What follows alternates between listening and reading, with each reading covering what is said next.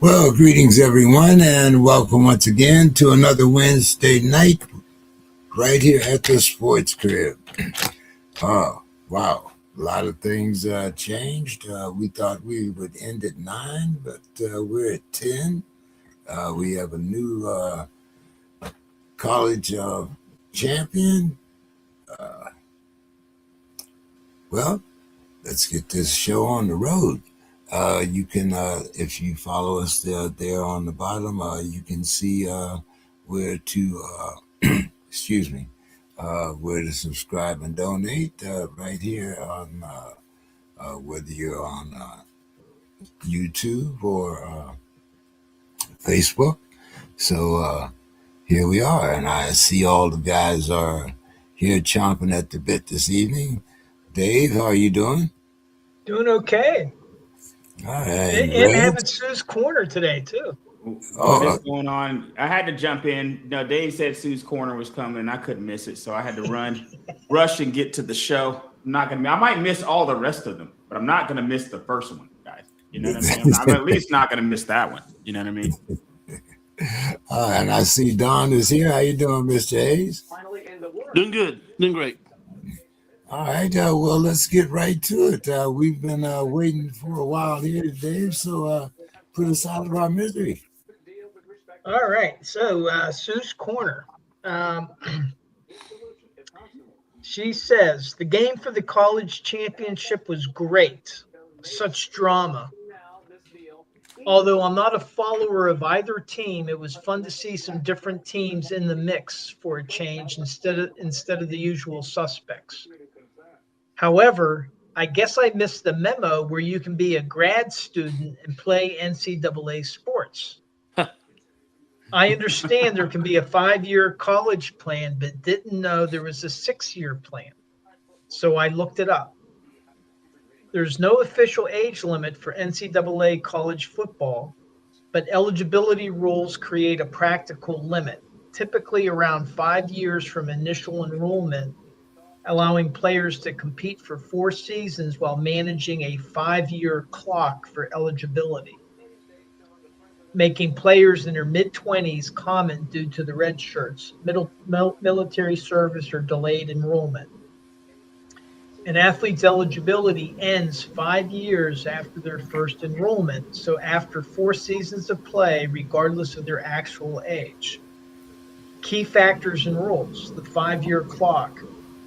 Once a student enrolls full-time at an NCAA institution, their 5-year eligibility clock begins, even if they aren't playing.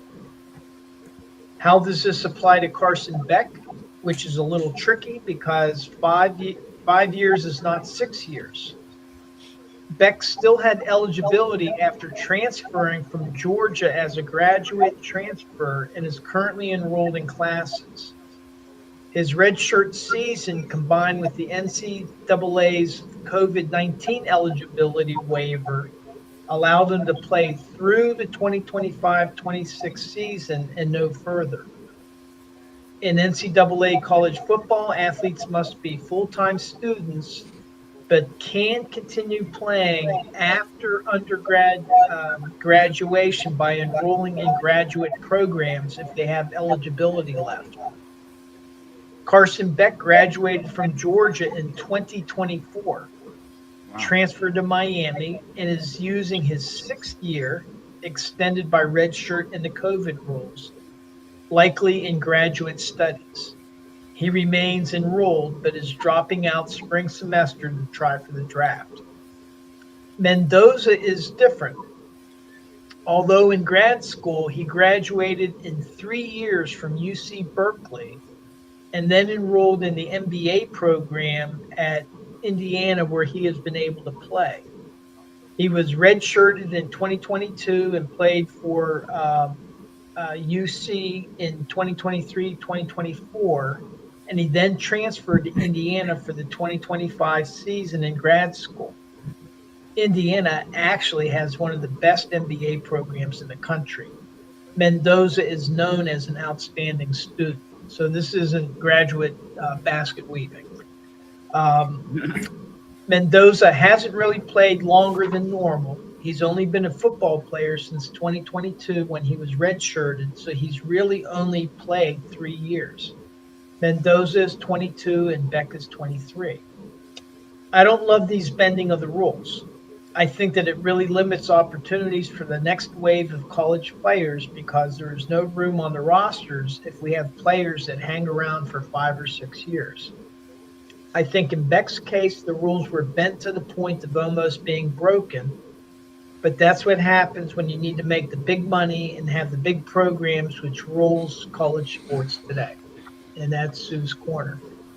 And Yeah, I very actually heard insightful. another related to it. I think it was a quarterback. He was saying he wasn't taking any courses. I guess he was enrolled as a graduate student, but he said, "Oh, I graduated last year," and so he was playing football, but He's not even enrolled as taking. a football player. That's what Well, that's what that's he's what it enrolled comes as, down a to, football player. And right? I'm trying to make this money before it runs out. So Yeah.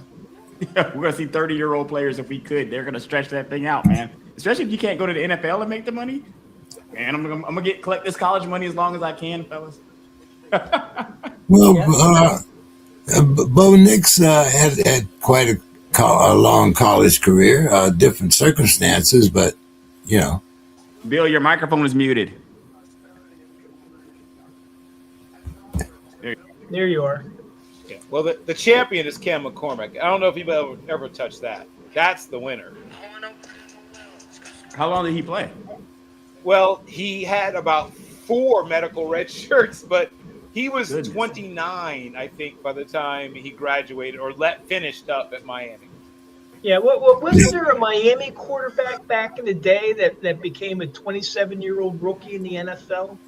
Well, there have been some guys who were 28, 27, but they always had some sort of, like they had left, right?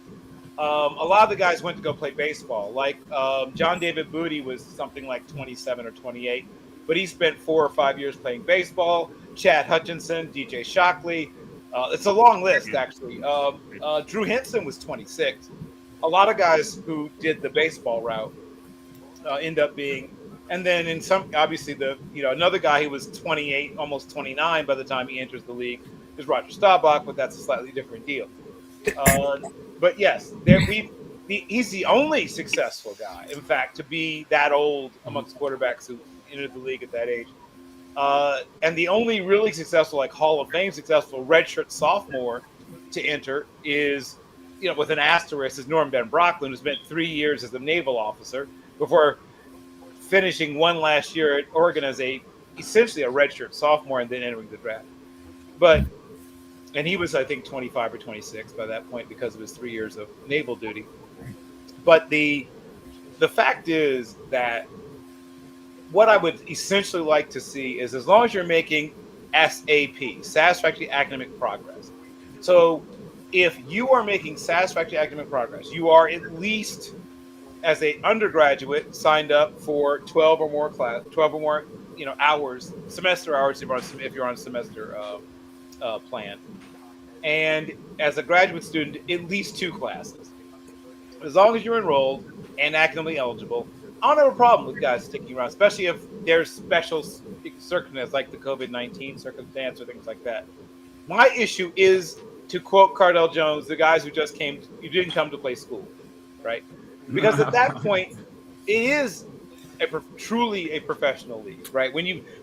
If you take the student athlete out, then we can't even pretend it's college football anymore, because the college part's now gone because you aren't taking classes, right? So that's I want that one last little fig leaf still attached. Leave a little something to the imagination. Don't take it all the way off. You know what I'm saying? Like, use those shadows. Use the kuruscuru, the soft lighting, right? Make us feel like it's not pornography. Make it erotic. So, what did you guys think about that title game? Bill, you had picked Miami to beat Ohio State, and you had both of the contestants. What was your assessment of that game? Was it what you thought? It was what I thought, and in fact, I'll say this: Miami made it even closer than I thought they might. Miami is, I mean, once again, we all know the story: like 4 and 5 stars everywhere, and then just a sprinkling of 4 stars, mostly 3 and 2 stars on the other side. But one team is the best coach team maybe I've ever seen, but certainly the best I've seen in 20-something years. Just how well coached they are. Guys do their jobs. They had maybe 3 less than optimal. I could spot 3 plays where guys didn't quite do what they were supposed to do, right? All night against a very talented Miami team, there were 3 breakdowns in execution that I spotted for Indiana. All the other plays that Miami made, they earned, right? Except for those 3, every other play they made, they earned it. Somebody made a above the X's and O's play, right, to make it happen. And for the most part, with a couple of exceptions, Miami stayed away from being undisciplined, which has been one of their issues, right? They've been an undisciplined team. We saw one of the least penalized teams against one of the most penalized teams. And to their credit, Miami did not make a lot of silly mistakes. They made 1 or 2 big ones, obviously, unfortunately for them. But they had a close to clean run. But I've been saying this for a while. I'm not one of those people who's new to Kirk Cignetti. I've known who he is for, unlike maybe some other people, I've known who he is for years. I was shocked how long it took him to get this opportunity. Well, not Indiana. I didn't think that's where he's going to end up.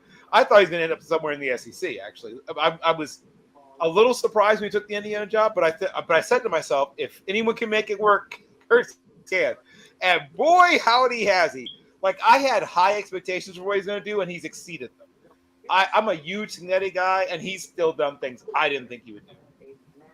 I watched Fernando Mendoza win, I guess, maybe the last Pac-12 Freshman of the Year, at least in its original form, and I knew he was going to be good. And when he entered the portal, funny, I thought he ended up in Miami, right? Because obviously a Miami kid. They also have a really good MBA program. Their business school at Miami is actually excellent. But when I heard he's going to Indiana, I was like, uh-oh, right? Because I knew what Cignetti could do. And now you're getting this guy who I really was a big fan of when he was at Cal. And I was like, oh, boy. And then I heard, all the guys he was bringing with him from JMU when he got there. And once again, I guess maybe America doesn't watch James Madison. James Madison went from being a really good FCS program to a really good FBS program like that. Like there was no adjustment period. I think they went to a bowl game the first year they were eligible to go to a bowl game. So they were, obviously I'm from Virginia. I've known about James Madison football forever. Shout out to my late friend, Doug West, who they have an award named after for the defensive scout team player of the year at James Madison. So I've known about James Madison football since I was a kid, and they've always been good. James Madison's been good forever. They were good before Cignetti. They got even better when Cignetti was there. But, they are the most well-coached. No offense to Saban, who was a terrific coach. And, if he goes back to it, will be a terrific coach again if he decides to coach again. But even he didn't have guys executing at that. Of course, he had a cushion because he had a bunch of 5 and 4 stars. There's no cushion at Indiana. You have to do it right. And I'm sure he drives that into them. Like, we're going to win a bunch of games, but you have to do it right. And so everyone says, practice makes perfect. Well, the add into that, only if you practice perfectly, only if you practice to perfection. And that's what they do at Indiana, right? They have short practices. That's the thing I love about their practices. They are very short. There's no wasted motion. There's no standing around. They have extremely fast, very spirited, efficient, smart practices. And people are at home with their families by 6:30, right? He sends his coaching staff home with maybe a couple of exceptions, 6:30, almost every single day. He is, I'm just going to say it, he's the best coach I've seen in a very, very long time at any level of football. And the team just reflects that. Don, what did you think about that title game? I loved every minute of it. I was glued. I was focused. I was buying everything. So much of the Heisman talk this year, of course, I'm not about Arch Manning, but like Diego Pavia, and Fernando Mendoza came out of nowhere to win the Heisman. I mean, he was mentioned in a few things, but I mean, he was down the list. There were a lot of bigger names in front of him, and the way he just played, he made play after play all year. The dude is underrated for his accuracy. I mean, he's legit. I saw that Tom Brady was on the sidelines. He's kind of scout him out, I think, for the Raiders, and I hope Mendoza does not go to the Raiders. That would be. Oh, he's going. Raiders had the Oh, first he's pick. going, brother. He's headed there. I can tell you that right now. He is going. Too late. It is too late. Yeah, absolutely. But I got. Well, I had an Uber driver the other day, a Raiders fan, talking about Mendoza already. Right. I'm surprised they're not selling jerseys already there. Like, I'm someone probably already is. I mean, there's capitalism. But yeah, I was just impressed, and we were talking about Mendoza being at Berkeley, graduated 3 years. Berkeley's not an easy school to graduate from. You got in California, you got Stanford and Berkeley and Cal Berkeley, and those are like the two like Ivy Leagues on the West Coast. And so 3 years. I think he's a mechanical engineer. No, nope. Well, Finance. Finance. Okay. He had a what do you call it? Internship with not Bear Stearns. What's the other big investment banking? But it'll come back to me. But yeah, he's got a brilliant mind for finance, and he plans to be at some point be a hedge fund manager. Smart man. It's a smart field to get into. So when he takes money his when he does his pre-draft, I wonder what his Wonderlic is going to be. Probably off the charts, but yeah. So yeah, I was just amazed by what I saw, and kind of sad that college football is over. But I guess I'll live on through these final 3 games of the NFL season. Yeah, and then you got spring, so you'll be all right, Don. I mean, yeah, but it's those 2 weeks in between the Super Bowl and the division that kind of like is the downer, I guess. Reg, what did you think about that title game? This is interesting. When it comes to Mendoza and the coach for Indiana, these are things that are kind of just coming on my radar. I'm not really a huge college fan outside of watching Bama games and Georgia games for the most part. What struck me as interesting watching Indiana play throughout the second half of the season, kind of as they're coming onto the national radar, is they seemed polished and unbeatable at a certain point. Like they just seemed like they were, there's a certain, when you used to watch the Patriots play, when they were going on these Super Bowl runs, there was always a thought that the other team's got to play perfect to like beat them. Like they're going to have to play perfect, man, because these Patriots are not going to beat themselves. Tom's not going to beat himself. Patriots aren't going to beat themselves. So you're going to play perfect. And then when it comes to a situation with Indiana, when I'm watching them play the second half of the year, it just seems like they're just steamrolling teams. And it's just like casually steamrolling them, though. Like like casually steamrolling teams. And like Bill's saying, getting back home to kiss the kids and the family and all that stuff. You beat a team down by 30 and you're back home with the family eating dinner casually. Like, and it seemed like that all the way through, guys. Like they completed it. Like they kind of caught on for me second half of the season, and they never got off the train. Like it went all the way through the end of the year. So that's not something you see a lot. You see kind of pitfalls for teams here and there. Maybe a team catches on, a couple wins, couple losses. But that didn't seem to be the case for Indiana this year. And hat goes off. Heisman, championship. What else can you say? Dave? Yeah, I think, and I mentioned this before, I'm just impressed. I think 5 years ago, you would not have, those two teams would have never made it to the championship. And I think that this is what the transfer portal and the NIL has done. It's spread the talent around. And it's also helped prevent teams where, Alabama's third team at one time probably would have been the 18th ranked team in the nation. Right. If they were a team. So you can't stockpile that talent because they can leave now. So I think that that's a big credit. I think, with Indiana too, both sides of the ball, they were very, very strong. And I'm not sure, and maybe Bill will know, but it sounds like Signetti is really able to hold on to his coaching staff. So, like, his staff isn't like all of it. You would think that other teams would be grabbing them, or the NFL would be grabbing, their offensive coordinator or whatever. And it seems like they stick around them, that they're very loyal to them. He's had So, Haynes and Shanahan from the very beginning. From the beginning of his head coaching, he's taken them everywhere he's gone. yeah. So he really is something. He I guess he exudes or attracts loyalty. And Pittsburgh guy, he coached at IUP, Indiana University of Pennsylvania, and I think they won the Go Vulcans. Pennsylvania. Which one? I said, go Vulcans. No, that's California. No, it's Cal PA. Sorry, that's right. No, he was up at IUP. They were the Indians, but I don't know what they called it themselves now. But they won a championship there. So he's.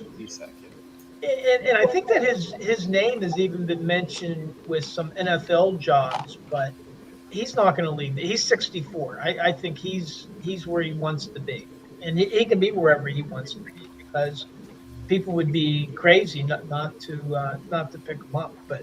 And I'm very happy for Mendoza. I mean, he had all the pressure on him to perform, and he made the grade. A lot of these young guys, sometimes, the pressure is on and then they kind of fall flat. I didn't see that from him. So. Yeah. Okay.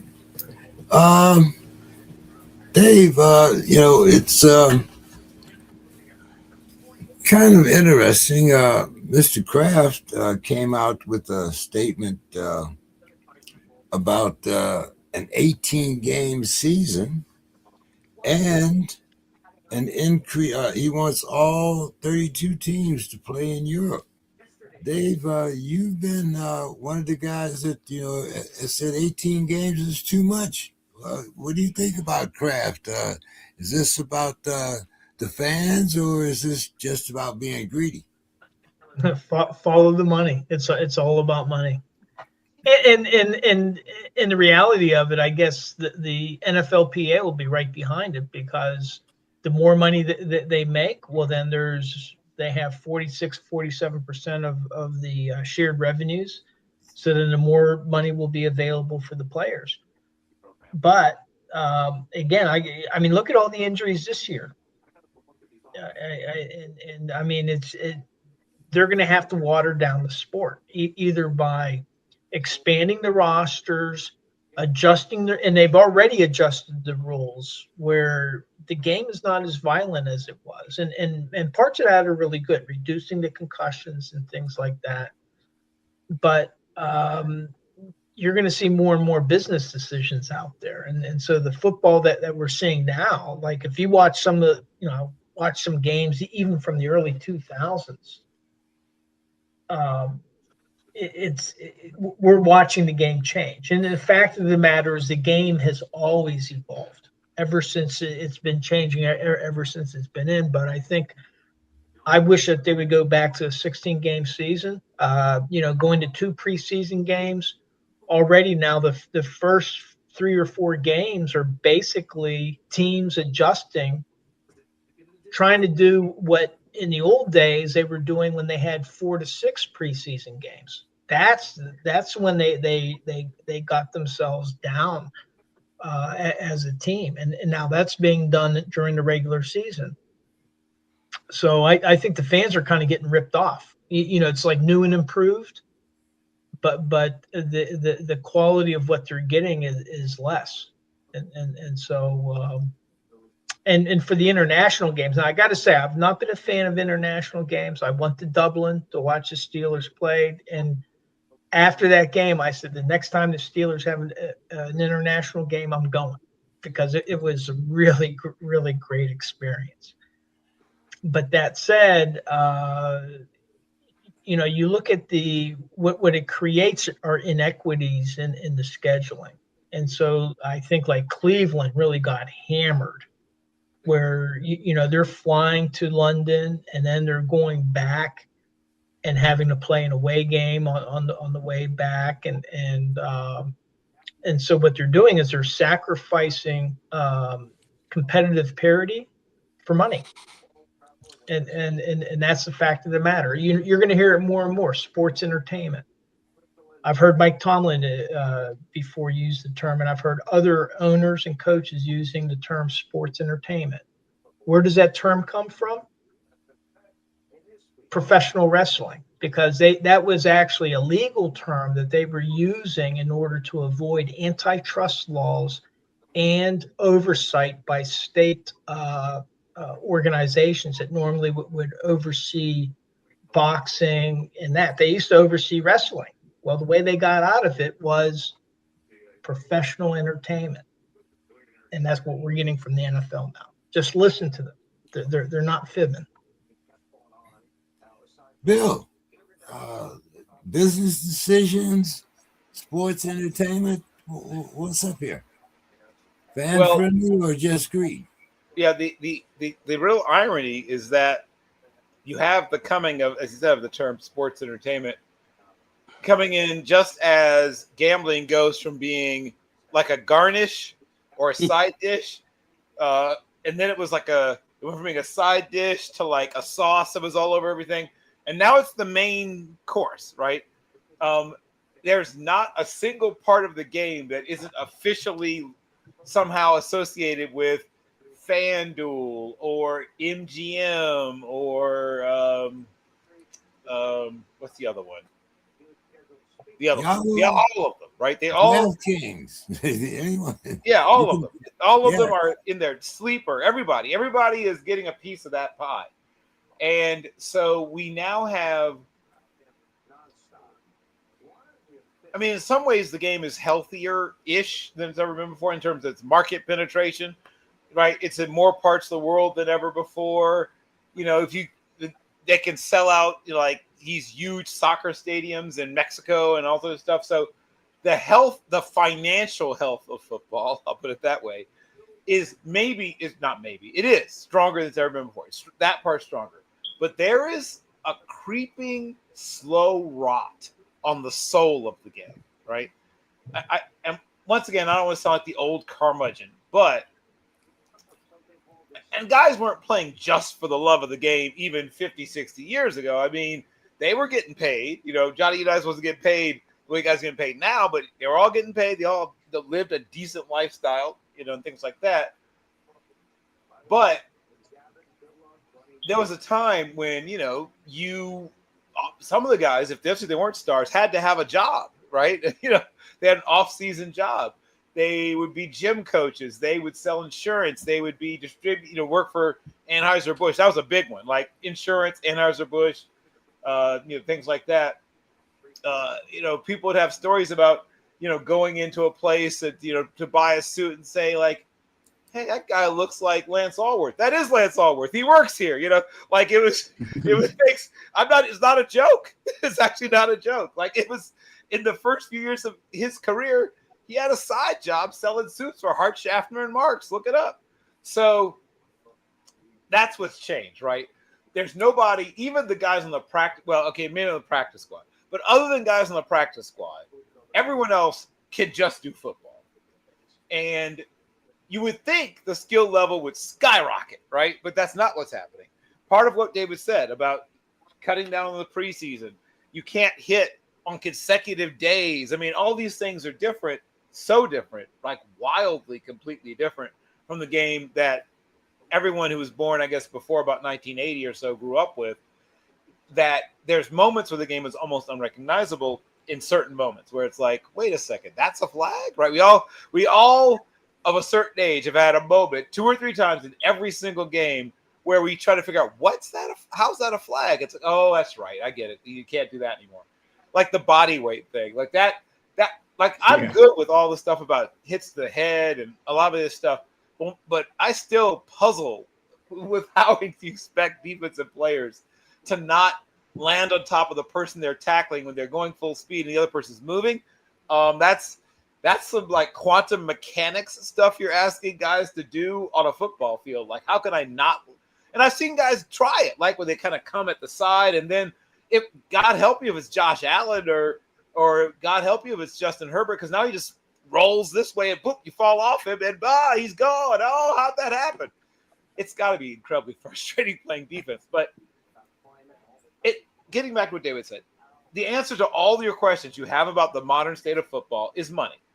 Every single question you have, if you're ever confused about anything going on in football, remind yourself the answer will always be money. That will probably not change. Mr. Scott has joined us, I see. Sort of. Yeah, before 10 to what o'clock. you were saying, Bill. One thing I wanted to add is and it's the rapidity of the change. In 2008, the Steelers had to reorganize their ownership in part because the NFL wanted to keep such separation from gambling. And the Rooney family owned a dog track in Florida, and they had 49%, not 51, 49% interest in a casino. And because of that, they had to reorganize their ownership. And now today, gambling, sports books are official sponsors through these sports books. Reg, what do you think about? Oh, go ahead, Dave. Finish your No, thought. that's. I just wanted to add that to what Bill was saying. What's your thoughts there, Reg? I think that this is probably going to happen. I mean, when you're looking at all of the relevant parties, like the fans, the league seems to be on board. I think the PA is going to be on board because they're going to make more money. If everybody's on board, I fail to see how progress gets slowed on this. But maybe it takes implementation time. But where's the roadblock? There's no roadblock anywhere. Everybody wants it. So it's kind of like it's going to happen. So now what we got to do is figure out how we make it happen. And then maybe kind of to alleviate some of the concerns that the concerned parties will have, you kind of go through some of that. You probably try to see which concerns you can mitigate, which ones you can't. But I think everybody's on board. So it's just hard for me to see how it wouldn't happen. When it comes to the greed and the fan friendly, I feel like it's yes. I feel like it's all of it. It is both. It is fan friendly and the greed. And the fans now through gambling are greedy themselves. They also want to see more games played. So the pie guys was always there. It might have been hidden. We might have acted like they weren't gambling. We might have pretended like they weren't gambling, but they were. We all know they were. We all know that they're gambling on the planes. They're gambling with each other. They're everything. This has been here the whole time. It's just out in front now. And when it comes to the international game, I think that you would kind of have to dive in or stay out. Like, don't put a toe in there because every team needs to go through dealing with the international travel if you're going to do it. And you're going to really lean into it. I think it's something that every team should have to deal with if they decide to really lean into it. Mr. Scott, I see you're raring to get in here and throw your bones down. So what do you think about Mr. Kraft and his 18-game schedule and all 32 teams going overseas? Well, I do have to make a quick statement about the rules and stuff. In the words of the great Luther Vandross, a catch is not a catch. Even we all see it being made, so this is kind of what it's come down to. Now they want to continue 18. Well, people can't stay healthy as it is, and they don't even play in. So how are you going to figure this thing out? They don't play in the preseason. Okay. So men can come out and get hurt. Rodgers come out last year with the Jets, get hurt first game. First play, went down first game, non-contact, down. He's out. So, no, you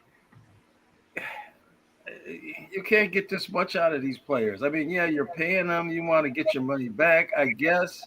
And like everyone was saying, the dollars are really driving this thing. When I first started watching the Vikings, I think they played 12 games. But they had 4 or 5 exhibition games. And they would win to get to the playoffs. They get the Rams or somebody up here at Metropolitan Stadium. but they didn't play that long. They weren't playing this time of year. After Thanksgiving, it was about over, unless you get into the playoffs, 2 weeks to the Super Bowl. So I don't like the 18, because then they're not going to play any exhibition game. I don't see how I don't see how it would work, Don, what do you think? And you watch a lot of these, young kids, especially from Texas and some of the other schools around you. What do you think? Well, I would like to see the rest of the NFL until the day I die to be kind of like it was this year. Keep the number of games the way it is.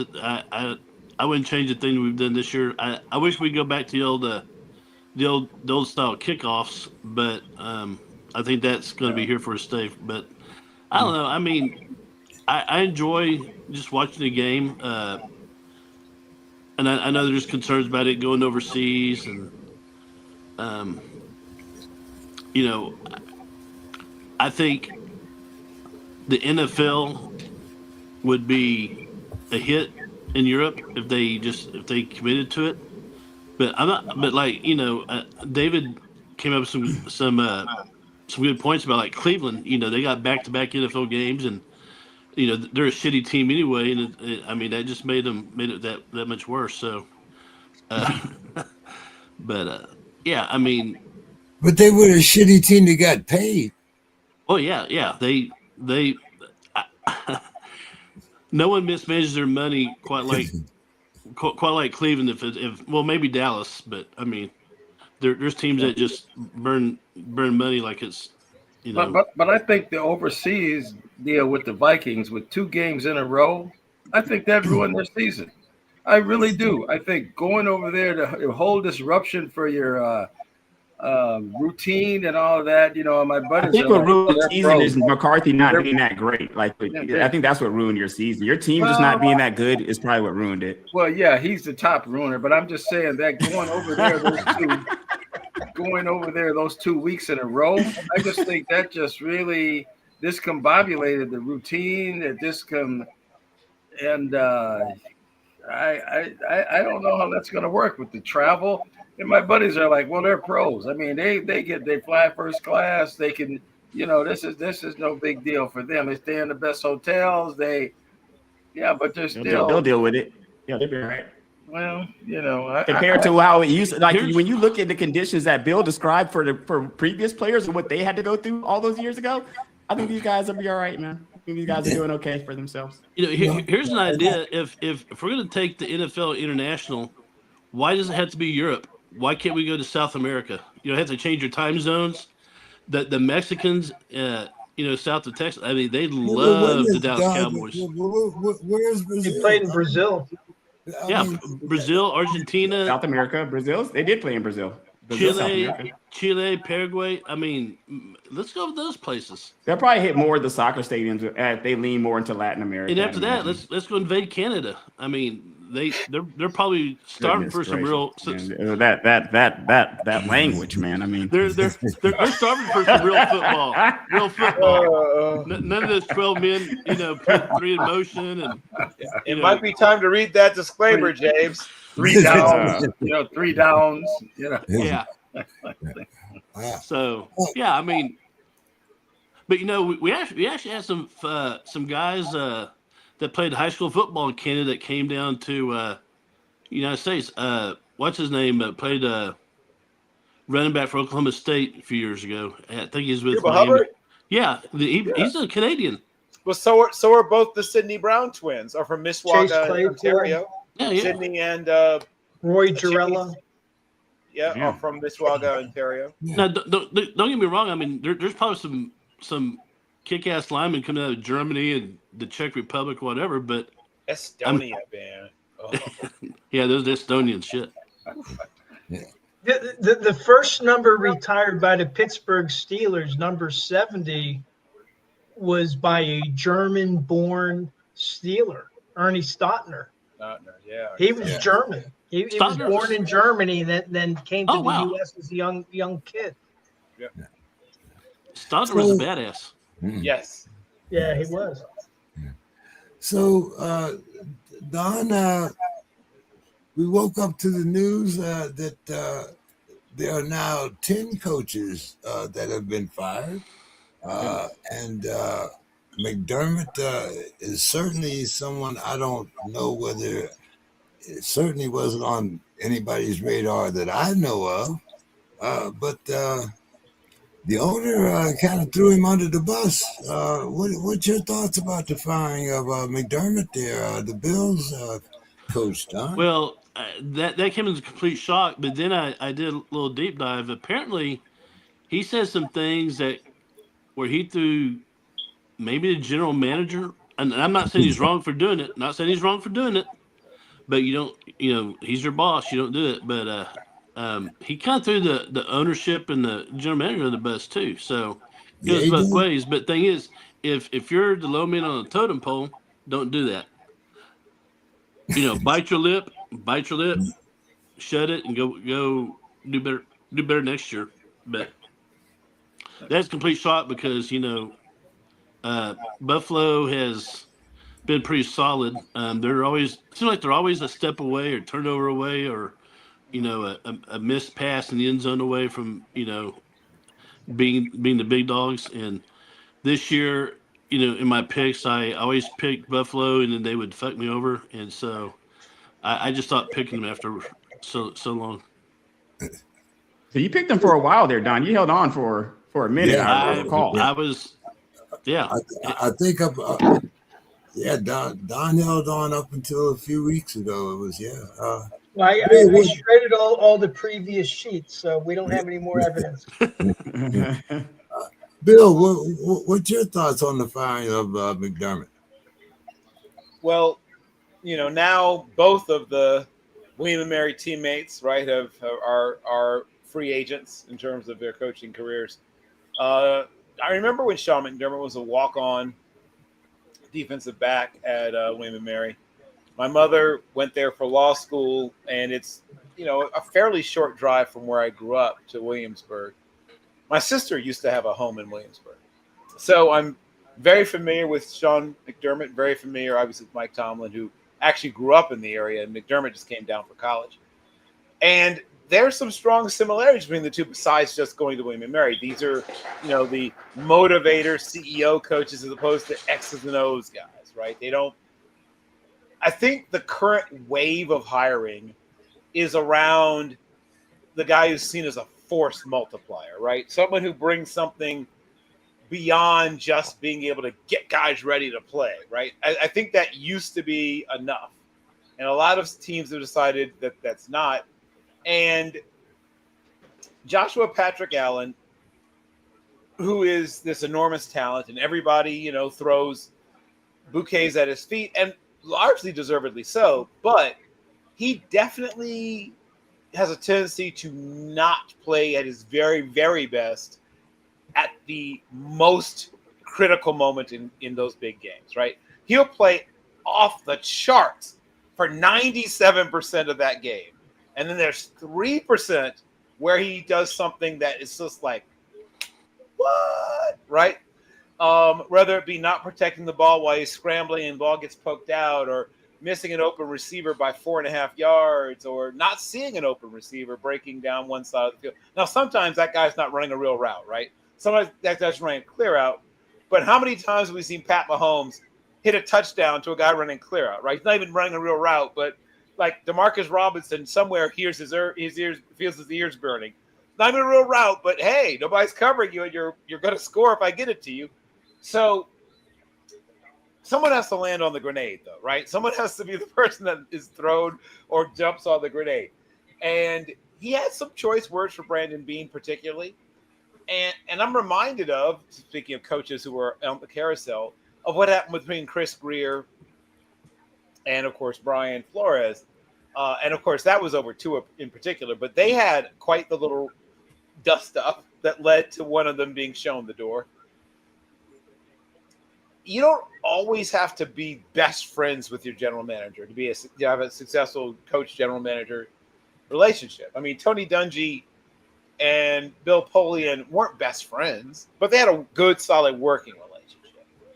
There have been times when, maybe in case of Belichick, he usually picked his general managers, so they usually got along pretty well. Usually were guys that he sort of groomed and brought up.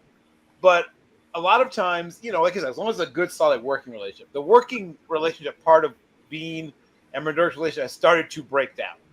And it wasn't just this game, right? I mean, this may have been sort of a breaking point moment, but this has been coming for maybe a year and a half, from my understanding and my hearing, that they have been grating on each other's nerves a little bit. And there's been some pushback on certain things.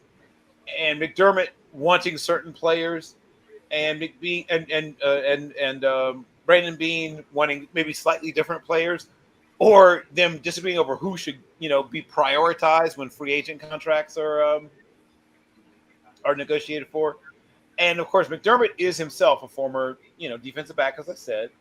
The secondary, I won't say it's the worst secondary in the world, but they have not invested a large amount of their cap in their defensive back room, right? They brought back Tre'Davious White now that he's not expensive anymore, right? He used to be very expensive. They let him go, right? They, stopped being so expensive. They brought him back. Cole Bishop is a young player on the ascent. And I even like, in fact, maybe Christian Benford might be the best of all of them in the group. But see, that's three people. That's three names. In modern NFL football, you need 5, right? You have to have 5 really good coverage people. If you have 3, that's 2 too few, right?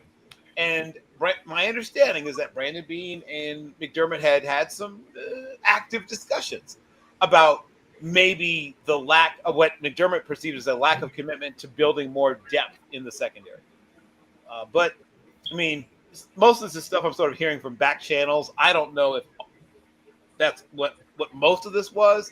But clearly, as was mentioned before, when you can criticize certain people, but you can't criticize certain people out loud where everyone can hear you, right? That's where it becomes a problem. If you're in your office, or if you're with your coaching staff in a closed meeting room and you're airing out your boss, that's one thing. But yeah, if there's press around, something's going to happen. And that's what happened. Mr. Scott, what did you think when you heard about McDermott being fired? A lot of the firings were mystifying. I mean, that was one of them. I mean, did this guy from Miami, did he get a job somewhere? I thought I heard somebody hired him. We'll talk about him later, Mr. Scott. Yeah, I mean, it's so many openings now. Maybe Tomlin might. I don't know. Right now this is really kind of a musical chairs thing that I'm seeing right now. I mean, to me, our general manager should go. I mean, he should have been gone. I mean, this JJ getting rid of Darnold, getting rid of the guy in Indianapolis, Daniel Jones. They had all these guys on your team.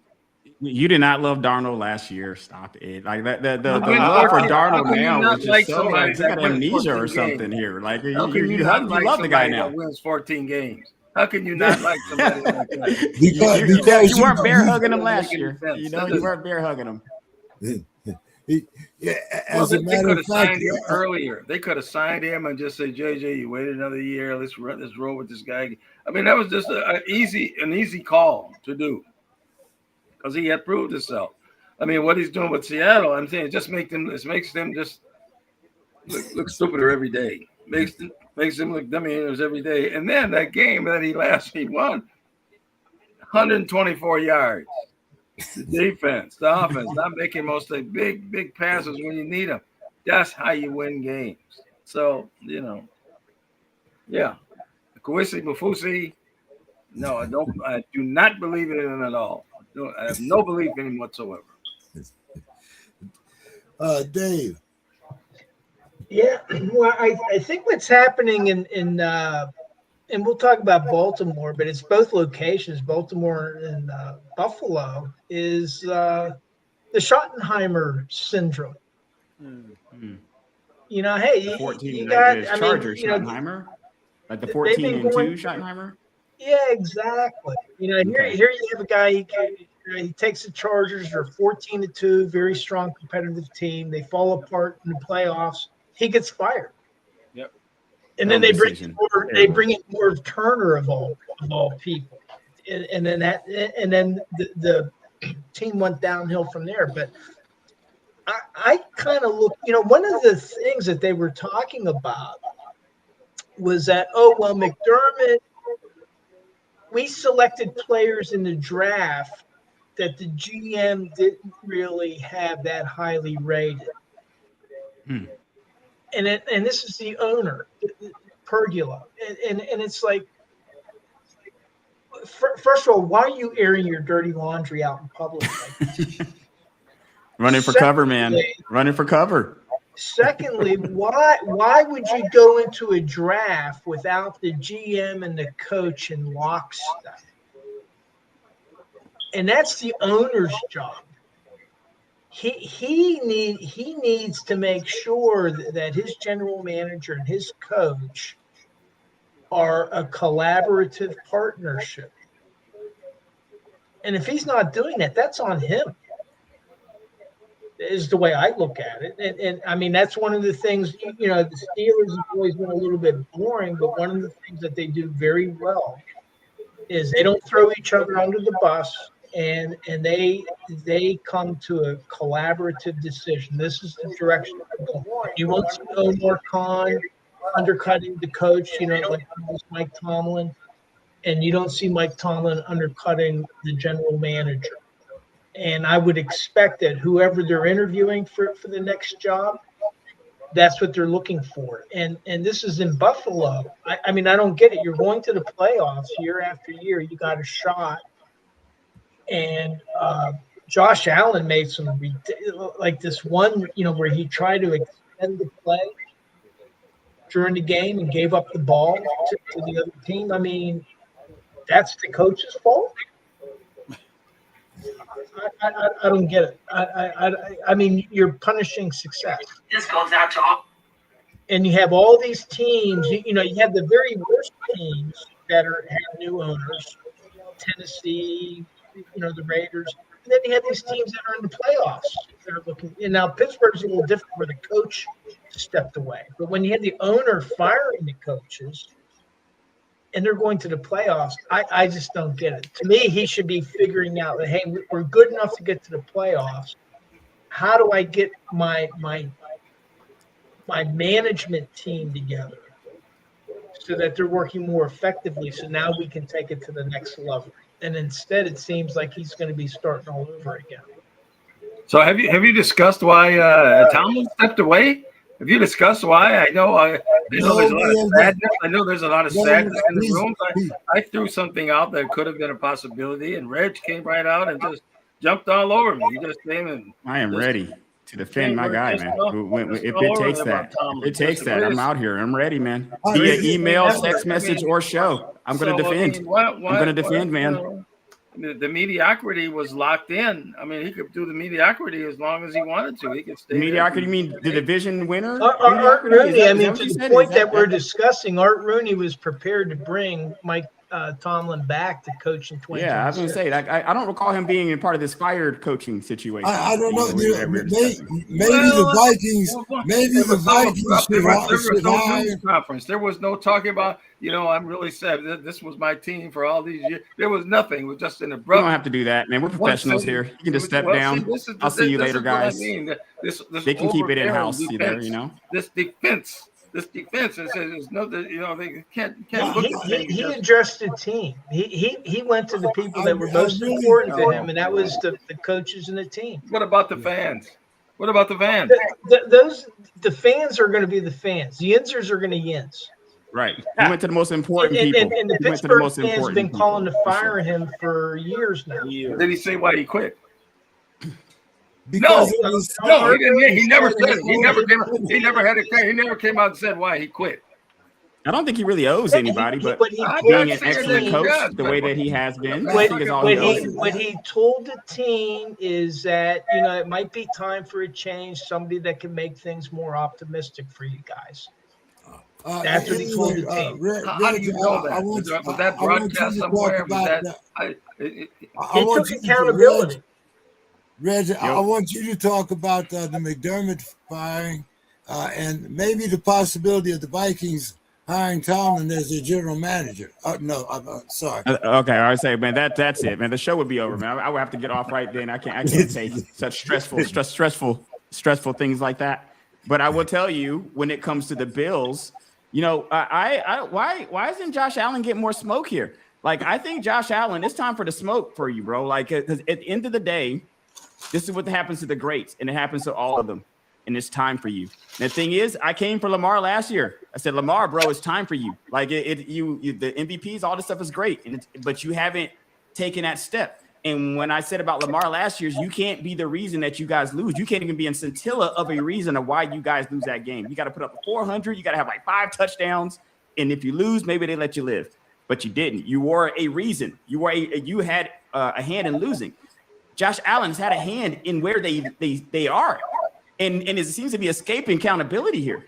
And what I don't understand is why. Because at the end of the day, if you want to sit in that Josh Allen, Lamar Jackson, Patrick Mahomes trifecta, which Josh Allen has enjoyed sitting, which Lamar Jackson has enjoyed sitting, and they don't really deserve to be there. Patrick Mahomes needs to leave them. They're actually, Patrick Mahomes is up there.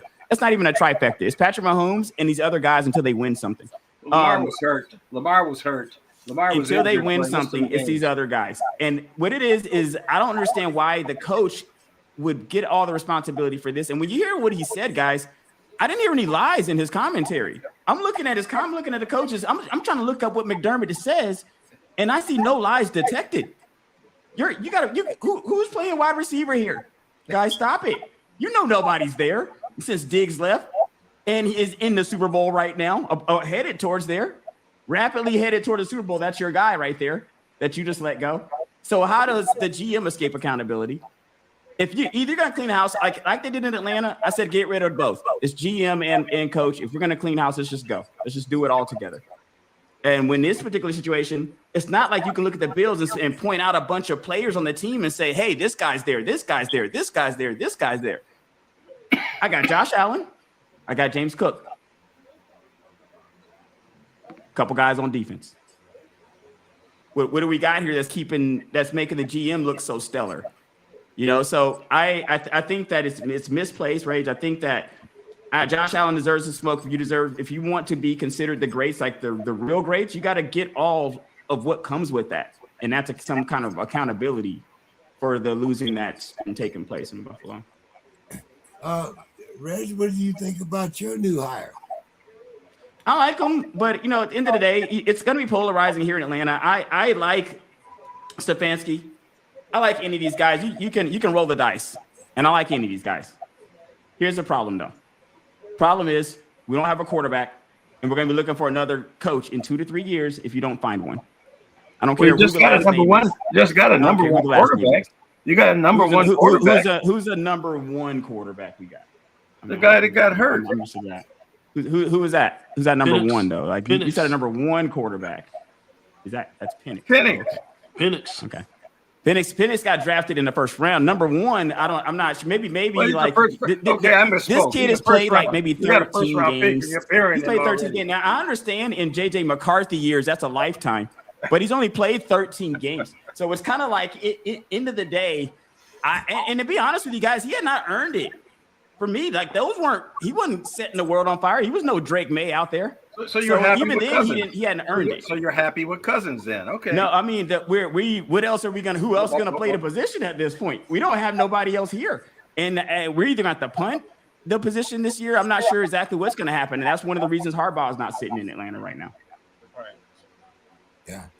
So, Mr. Scott, what did you think about Harbaugh going to the Giants? And what was his reason for quitting the Ravens? I mean, for getting fired from the Ravens. I'm sorry. What are your reasons for getting fired? I could have been just a cumulative. I mean, this is the second year that he's had that running back, isn't it? Yeah, Mr. Henry. Yeah, for sure. Mr. Henry, had the best running back. I mean, he made some questionable decisions on using him where he could have controlled a lot of games using Derrick Henry. Didn't do it. But I'm not surprised he got snapped up right away. Got a big bag to go to the Giants, which they got money. They want to make a splash. But I was kind of surprised that he got fired. I mean, he's been there a while. They're still good. I mean, but this was a disappointing year. This was a very disappointing year for them, and so he just that's what happens. You bear the brunt of it. It's only people like Tomlin, they don't bear brunts. They don't. That's because they keep winning. That's why they don't bear them. They bear them because they have winning seasons, multiple. So they just continue to just, they walk on water, according to some people. But I mean, when you're winning all the time, that's kind of what happens to you. Bill, what did you think about that? Atlanta? Why didn't he go? Why doesn't he go to Atlanta? Oh, why doesn't he, man? Oh my good. I'll take off work for that, guys. If that happened, let you know. I'll take off. I already told my friends. If it would remotely happen, I'm taking off immediately. Bill, what did you think about that? Yeah, I mean, it's the Giants want to reestablish themselves as a blue chip operation. And say what you want about either of the Harbaugh brothers, right? They come from a football family. They are obviously the sons of Jack Harbaugh. They have been around football from prior to their actual conception. They are football people, right? There's not a John Harbaugh podcast or a Jim Harbaugh podcast. I can't remember. I've seen maybe Jim Harbaugh do maybe one or two commercials a few years back, but I haven't seen anything recently.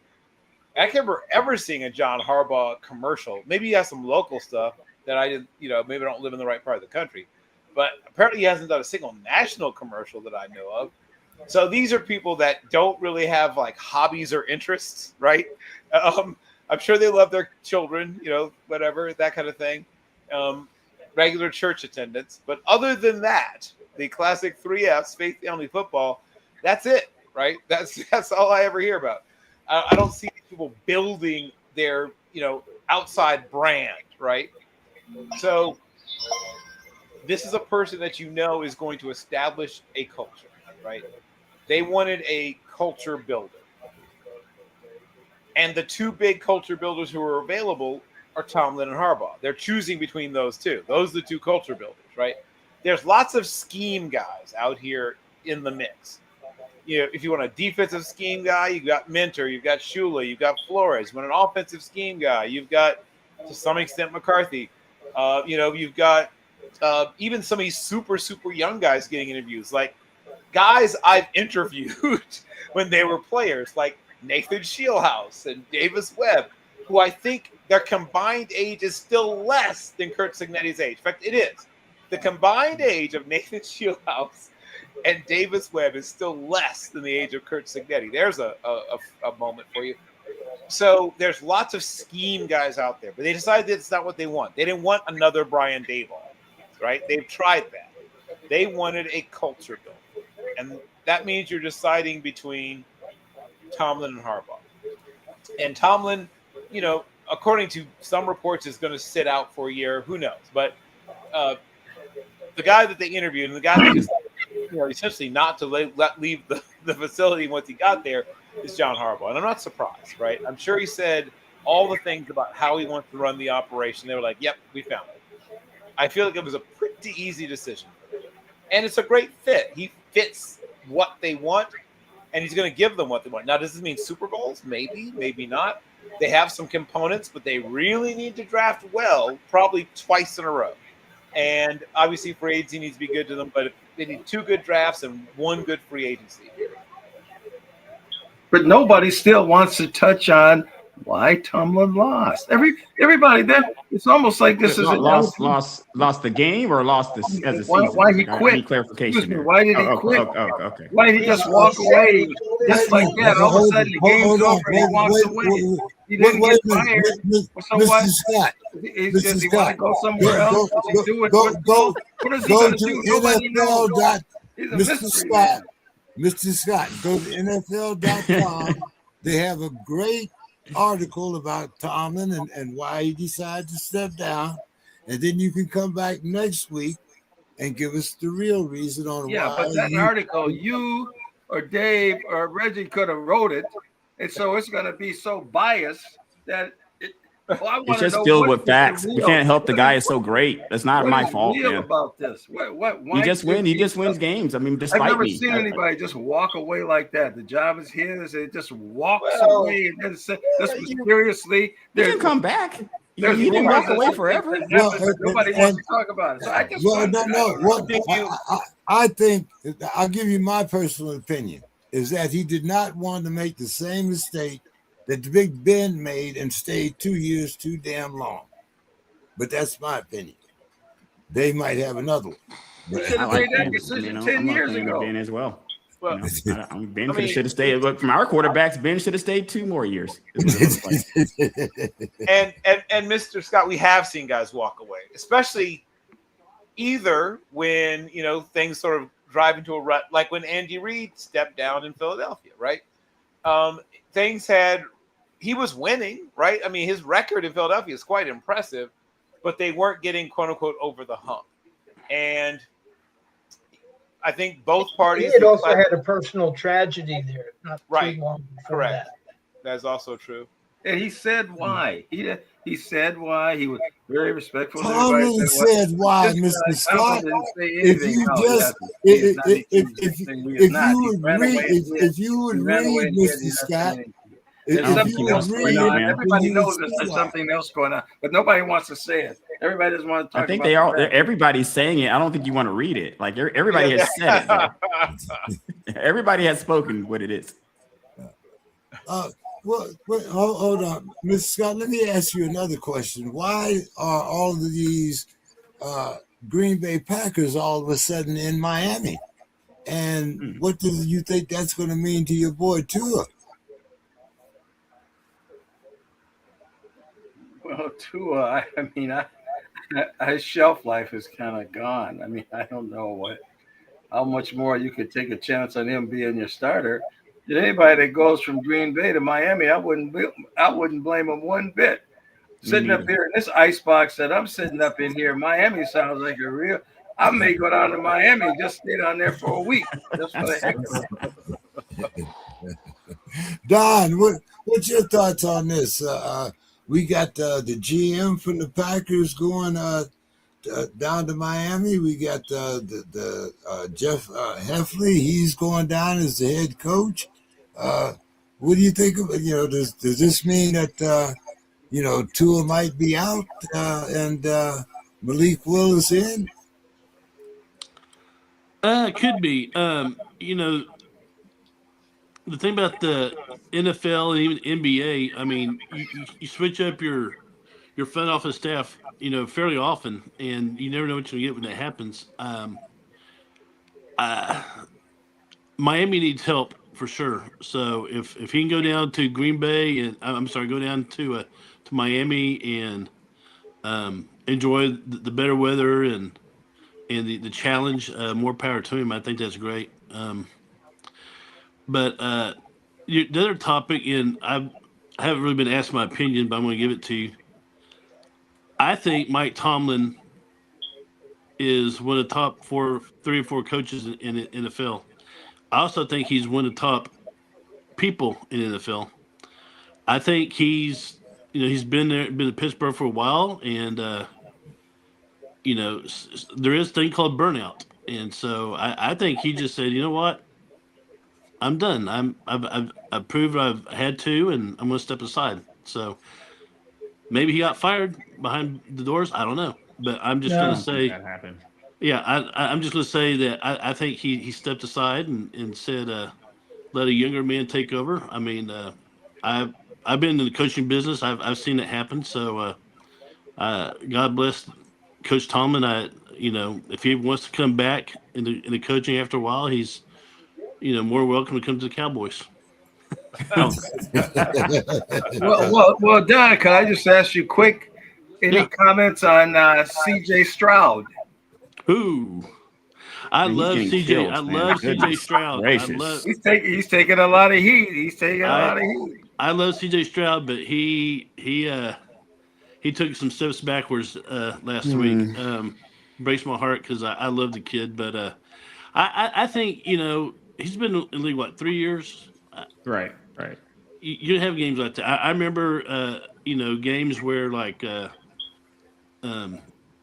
well, Brett Favre. I mean, he had some shitty games, and NBA. I remember one time Larry Bird only scored like 6 points in the game. So it happens. It happens. So every once in a while you have a hiccup. I'm going to look for his body of work in the past and in the future, and see if this is just an anomaly or if this is a trend. Hopefully, it's just an anomaly. You know what's crazy about that is he's only been in the league 3 years, and his rookie year he won the AFC South the rookie year. This year he what did they wear it? He lost in the divisional round this year. Yep. That's 2 out of 3 years, guys. I mean, what do you want from the kid? A lot of people who throw these stones and say stuff like this, and they look at these results, and this is kind of piggybacking, even going back off of Schottenheimer back in the day. These fans who expect these perfection from these people. You come down to like Atlanta where we're losing all the time, and then you see how it really feels because you got these fans that are winning and it's not good enough for them. Like we just don't win. We want to win it all. Like, hey, everybody does, but you got to at least kind of keep your team competitive to get there. And if you can field a competitive football team, that's something, man. There's something to that, And Stroud's getting killed, but the result's pretty good. Well, Atlanta's poor decisions. I mean, that's been their problem. Poor decisions. The Cousins thing, giving him a big bag, and then bailing on him right away. I mean, that's poor decisions there. They So I don't. I think it's kind of rich. A Minnesota Viking fan talking about poor decisions. Yeah, I was gonna say because if I'm not mistaken, the guy, our quarterback's not the one that's headed to the Super Bowl right now. I think it's the one that was in Minnesota. I was gonna say Sam Darnold didn't play for Atlanta. Sam Darnold played for Minnesota, man, not Atlanta. Dave, how's our standings here? It looks like somebody's run away with the. Oh yeah, well, I just wanted to mention a couple of things on these coaches. I mean, first was Stefanski. To me, he was one of the better coaches that was fired, and I agree with that myself. What's interesting is Baker Mayfield's already he's sent out some shade. He's like, hey, sure. you kind of. I'm still waiting for a phone call from whenever they let him go, and looking forward to playing him twice a year. So that's going to be interesting. With Miami, it's like, okay, well, first it was between Brian Flores and the general manager. Brian Flores was fired, and then there was something about the players there.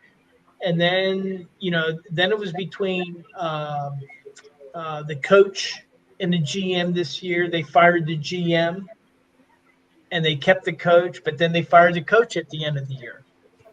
And so I think what's happened is the owner's just reaching a frustration point. He's saying, hey, I got a clean house. I think it was Reggie had said before, get rid of both.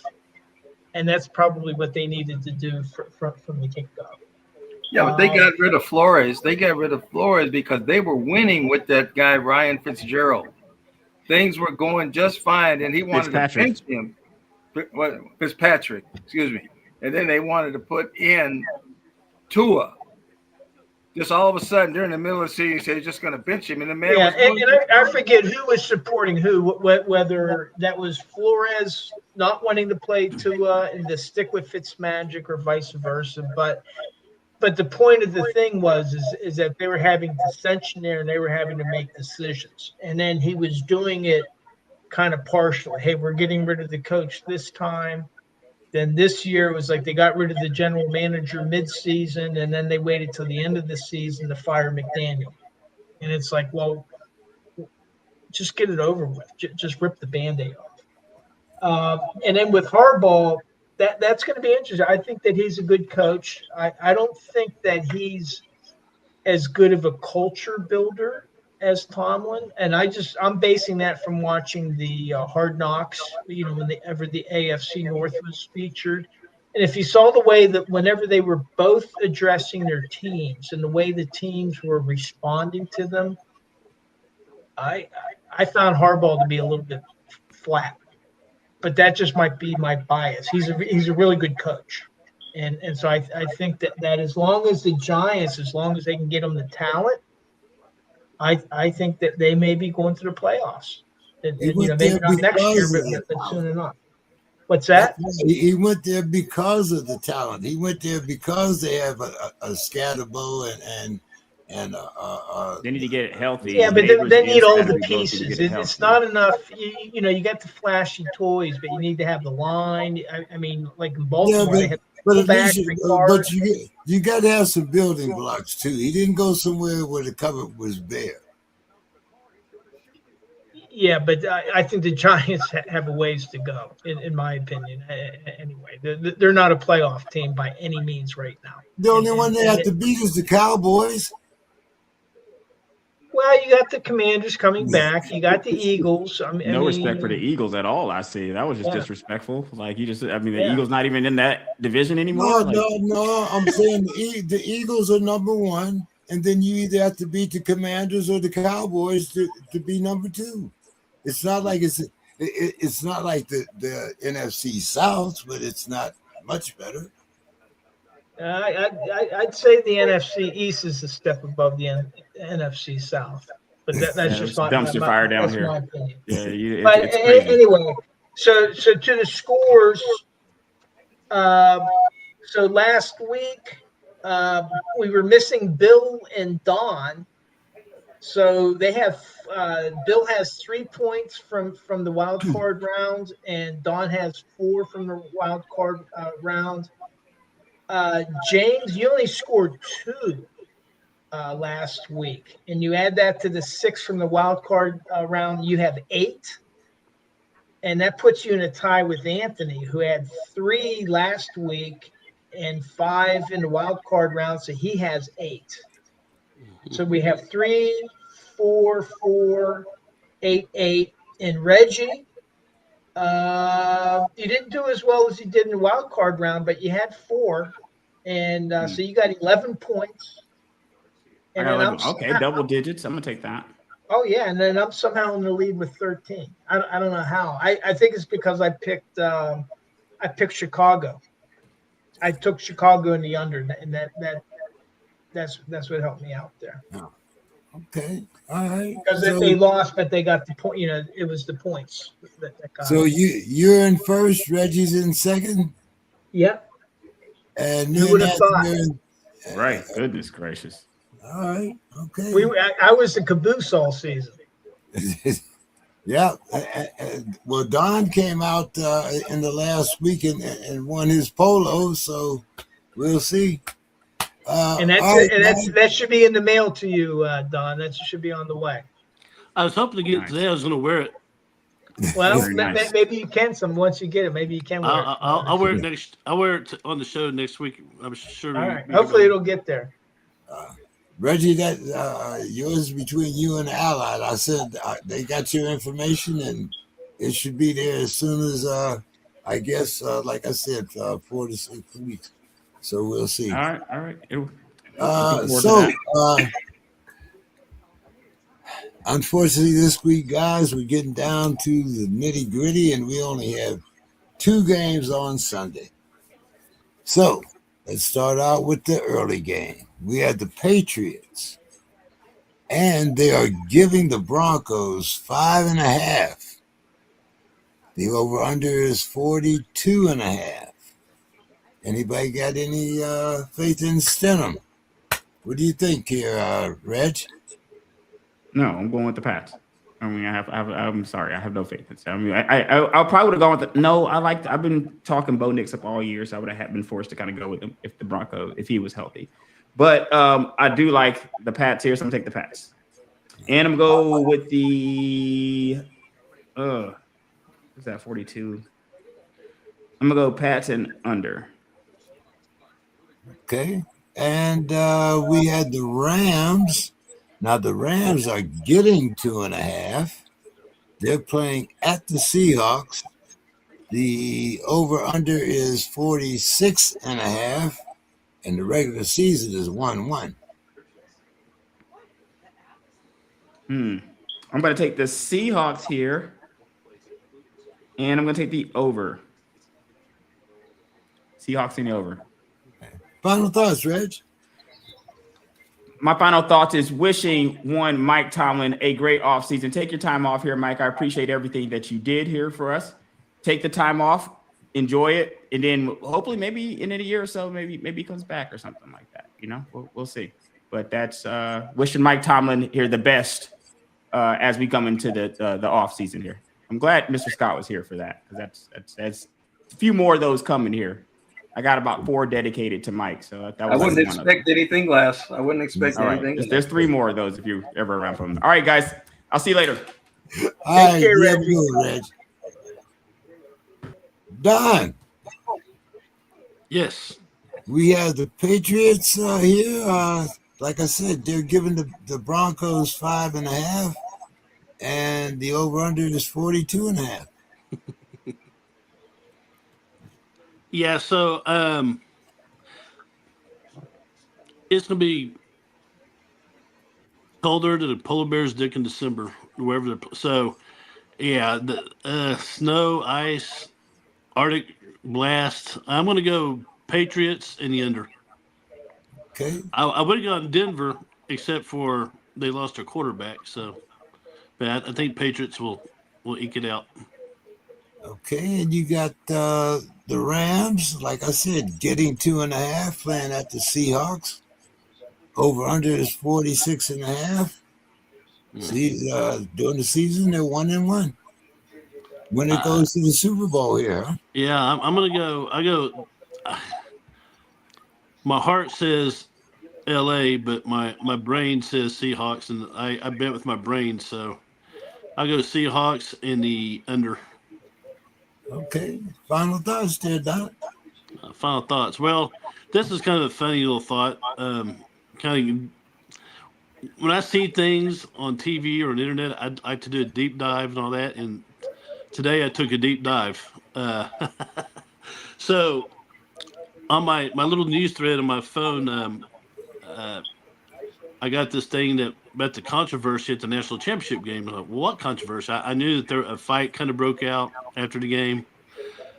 Carson Beck didn't shake hands with the opposing team. So what the hell's going on? Well, it had nothing to do with those scandals. Apparently, a cameraman for ESPN zoomed in on a young lady, and people who are in the know went crazy. Why they go crazy? This young lady watching, cheering for Miami. Well, she's a porn star, and so I'm like, we're getting all hot and bothered over a porn star being shown on TV by the ESPN cameraman. And so, me being curious, being a male, I said, "Oh, her name is Abella Danger."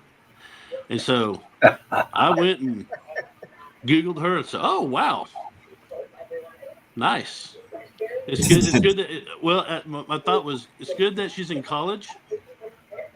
I think she's in her late 20s, but she's in college, and maybe she's left that porn career behind. Maybe she'll go to the Miami Business School, like Bill was saying. Maybe she'll, major in finance and make something of herself. So, Miss Danger, good luck wherever you are.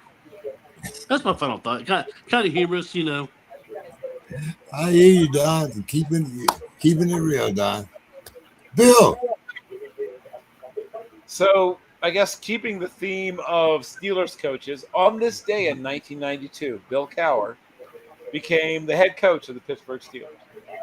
And he had the rather unenviable task of replacing one Charles Henry Chuck Noll. And it's always easier to be the man after the man who replaces the man, right? It was a little easier for Tomlin, right, than it was for Cowher. But Cowher had to shoulder the enormous responsibility of becoming the Steelers' first head coach since they hired Noll at the end of the 69 season. And while Noll had some losing seasons, right? I mean, the first time I really remember the Steelers at all, they'd gone 7-7 the year prior, and then sort of broke through in 72. The Steelers, obviously people now think of the Steelers as this, standard of excellence, blah, blah, blah. But the Steelers were an absolute terrible franchise for a lot of the 50s and pretty much all of the 60s. And Noel changed all that, right? Not single-handedly. He had a good coaching staff. Tom Moore and, even people like Dungy were briefly on the staff. And Cowher was not the hottest name. I mean, he was a guy that people thought would be a head coach, but it wasn't like there was this huge buzz surrounding the name of Bill Cowher. But that is also true of Noel. When Noel got the job, there was no huge buzz surrounding. There were even other coaches on the staff that he was on in Cleveland that were more highly regarded, including young Don Shula, were considered more highly regarded, young future head coaches on that same staff that he was on in Cleveland. And so, I guess to keep the theme alive, when Tomlin got the job, he was one of the, he actually was truly a Rooney Rule interview. He got the interview in order to satisfy the Rooney Rule. Guess what? No, that's wrong. That's wrong. Well, Incorrect. I won't say it was to satisfy it, but the Steelers front office themselves thought he would one day be a good head coach. They thought it was a little early, but he blew their minds. He was so good when they got him in the room, they decided not to let him leave. That's probably how I should have put it, but at least in part, he gets this opportunity because of the Rooney Rule. That part is true, that he gets this opportunity so early, particularly in his coaching career, because of the Rooney Rule. Without the Rooney Rule, he probably spends years climbing the ladder before he gets a chance to be interviewed for a head coach. But the point, this is not even about him. The point is that Bill Cowher, another one of those respected but not super, super, super highly regarded names, goes into that room and makes a strong impression that he leaves with one of the most highly regarded jobs in all of professional sports. And so on this day, I remember that day in 1992 that Bill Cowher got that job. That is my final thought. You want to give your picks now? Yes, I most certainly do. I will take the under in the first game and I'll take the Patriots and the over, and I'll take the Seahawks and the under. All right. Dave, I'm going to give you mine. I still like the Broncos defense. I'm going to take the Broncos and the under, and I'm going to take the Rams and the under also. Dave. All right, I'm gonna take. I was gonna take Denver, but I'm gonna take New England in the under, and the Rams in the under. So that there, since Reggie took the Seattle in the over, I'm taking the Rams in the under. Okay. Final thoughts? Final thoughts. Yeah, well, one thing, the reason I was shaking my head, Bill, I just went over the timeline of Mike Tomlin's hiring, and actually they announced it tomorrow in 2007, 22 January. So almost the exact same date. And he was basically hired, I think it was almost 21 days after the end of the season, December 31st of 2006. But Ron Rivera was the very first person that the Steelers interviewed before Russ Grimm and before Ken Wisenhunt. And one, that fulfilled the Rooney Rule. And number two, the reason that Bill Cowher, and there had been rumors, but he retired on a Friday. They interviewed Ron Rivera on a Saturday. But the reason is because the Bears were in the playoffs. They had a bye during the wild card. So under the rules at the time, they had a short window with which to interview him. And so they did. And Ron Rivera made the short list with Mike Tomlin and Russ Grimm. Ken Wisenhunt would have been on the short list, except he accepted the job with the Cardinals. before he could get to his second interview. And they never interviewed Ron Rivera. Why? Because his team went to the Super Bowl that year. And the other coach that was rumored that they were looking at, that they never interviewed and weren't really able to because his team went to the Super Bowl, the Colts, was Jim Caldwell. So, but Mike Tomlin, he was first approached by Miami, and Atlanta was looking at him, and he interviewed for the Dolphins head coaching job. There were 7 vacancies that year. And so anyway, that's kind of the way it transpired. And in fact, Tomlin was an early candidate, although Russ Grimm and Ken Wisenhunt, they were considered to have the inside track because that was the offensive coordinator and the assistant head coach with the Steelers at the time. And they were very popular. And it was a surprise when they weren't selected. And they selected Mike Tomlin, who was one of the finalists. So, but for my last thoughts, one of the things I just want to mention is with Mike Tomlin, and I thought about this when Bill Cowher retired. I thought that I did not know that his wife had cancer. And when he stepped away, they only said it was for family reasons. They never went into any depth other than he was going to go to North Carolina to join his family. A lot of people thought that was because they were having marital problems. What nobody knew was his wife had cancer that would eventually kill her. And so there. But with Mike Tomlin, I think that his life's work, as Chuck Noll would like to say, I've always believed is coaching football.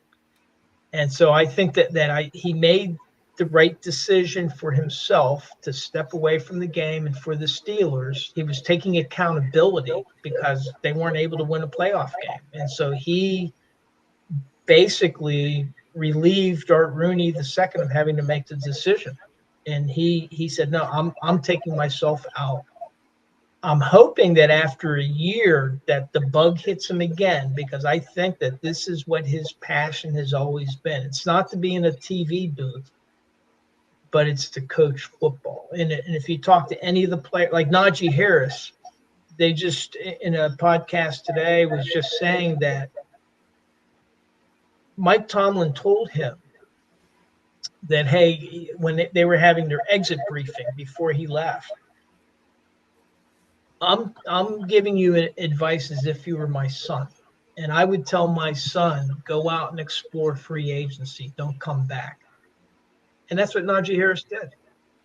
And no harm, no foul. And he ended up, unfortunately, he got hurt. But I think that Tomlin, there are rumors out there. I think Anthony was alluding to those earlier. And all that would prove to me is that he's human. And to be human is to be fallible. We're all fallible. But I think that the amount of good that he's done for a lot of players it just outweighs anything like that. If it is even true, which we really don't know. But I'm hoping give it any credence. Well, because I don't give it credence, but the rumors are out there, so I acknowledge that the rumors are out there. But he's been with his wife. They went to Georgia, to watch their daughter. I think she's in gymnastics to compete in gymnastics. And I'm hoping that within a year or two, he comes back to coach. I would hate to see him coaching another team, but I believe that that's his passion, just like it was Bill Cowher's passion. And I always thought that Bill Cowher would return to coaching, and I didn't want to see him coaching another team, but I thought he was a great coach. But he never did come back. So I hope I'm wrong, and whoever the Steelers do select as their 4th head coach since 1969, I hope they hire a kid that's in his 30s and is about 54, and by that time is tying or breaking Chuck Noll's regular season win record for the Steelers of 193 wins. So that's my final thought for tonight. I'm hoping for the Rams defensive coordinator myself. I'm hoping that's who we get, but we'll see. That's why I want Seattle to win. Chris Shula. Yeah. Mr. Scott, how do you want to do? You want your final thoughts? You want to give your predictions first? Well, I'll just give a few predictions real quick. I am going to take the Broncos at home. And the reason I'm doing it, I realize their quarterback's out. But I think that coach, if he can pull this off, that's going to put him close to being like a Don Shula. If people remember when Don Shula, the quarterback, went out and Tom Matty had to play quarterback, I don't think he played quarterback all year. And they win the whole thing. I just think he's, even though I don't necessarily like him personality-wise, he wins football games. He's at home. He's getting points for the big show. I got to try it, and I think it'll be under. Okay. Boy, the Rams. I'm gonna stick with the Rams. I've got to stick with the Rams. I mean, they've been able to pull rabbits out, and Stafford, he's getting up there. He's a little shaky, but that Nakua,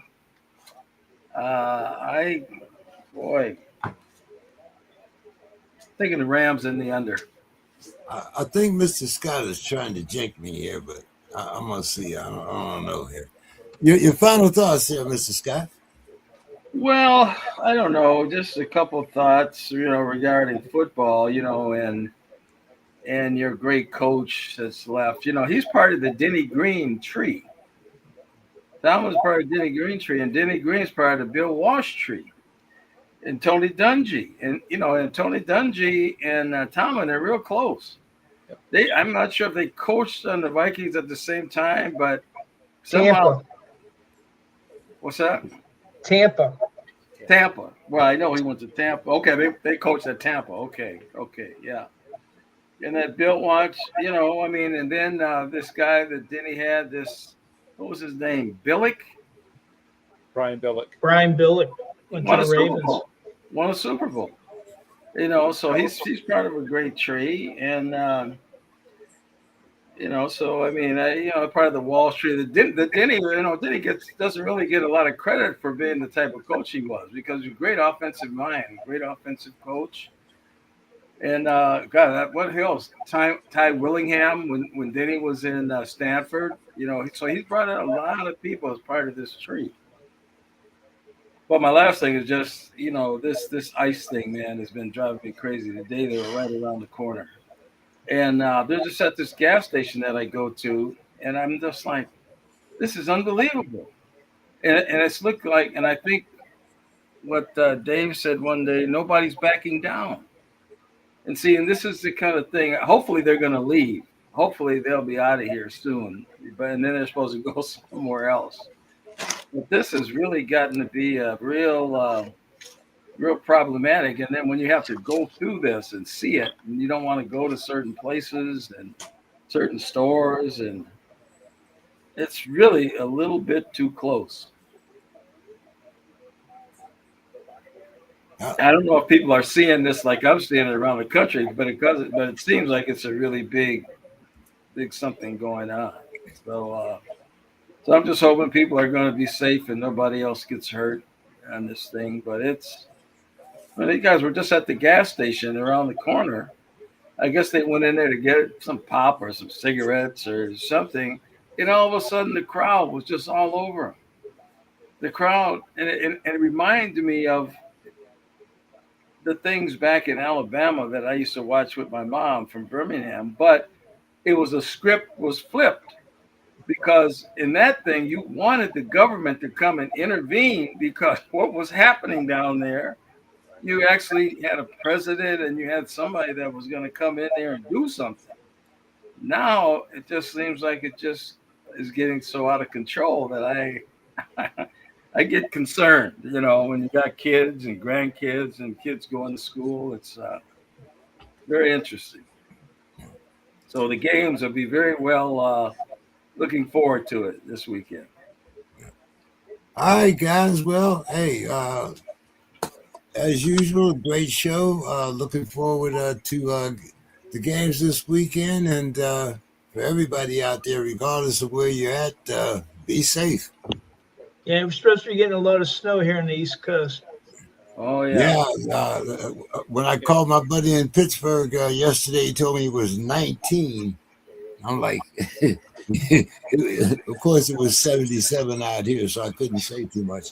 But anyway. Well, they can have it. Anybody can have it. You know, it's great. It's coming to Texas. Really? Yeah. Really? Yeah, they're Yeah, thinking snow. you get snow in Houston and not a lot in San Antonio, but you do get some, don't you, Don? 3 years ago, we got 12 inches. Yeah, well, yeah, that's some, I'd say. Yeah. Wow. How long did it stay? 12 inches stays a while, we missed the entire week on Valentine's Day back in 2021. But wasn't that when all the they lost all the power when all the Yes. wind generators failed? And Ted Cruz left the country. Yeah. All those wind farms, alternative energy, Right. they fucked us over. Do they have any Winterized. snowplows? Do they have any snowplows down there? I think probably in Lubbock, Amarillo, Dallas, probably, but not San Antonio. They just spread salt and sand on the highways. All right, guys. When they